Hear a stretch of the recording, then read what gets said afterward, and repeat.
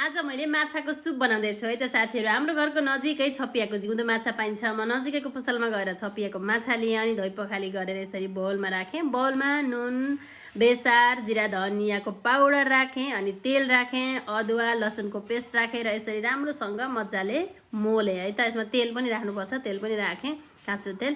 अनि यस्तो राम्रोसँग मजाले राम्रोसँग भित्रभित्र जाने बेलासम्म मोले अनि एकैछिन आधा घन्टाको लागि अथवा 1 घन्टाको लागि मैले छोपेर राखेँ। तबसम्म मैले यता प्याज काटेँ अनि मसला पनि बनाएँ अनि मजाले त यसरी फ्राई गरेँ। फ्राई गरिसकेपछि सबै राम्रोसँग फ्राई गरेर निकालेँ। ल हेर्नु त कति राम्रोसँग फ्राई भएको छ है। यतिको बनाउने अनि त्यसपछि चाहिँ निकाल्ने।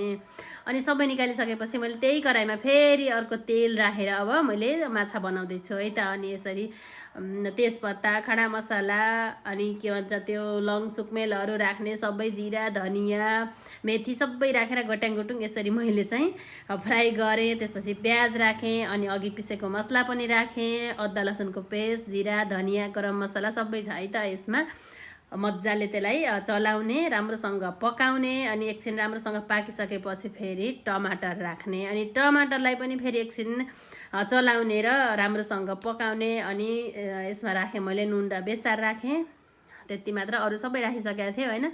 अनि यस्तो राम्रोसँग यसलाई चलाउने, एकछिन ढोप्ने अनि एकछिन ढोपिसकेपछि राम्रोसँग पाक्छ।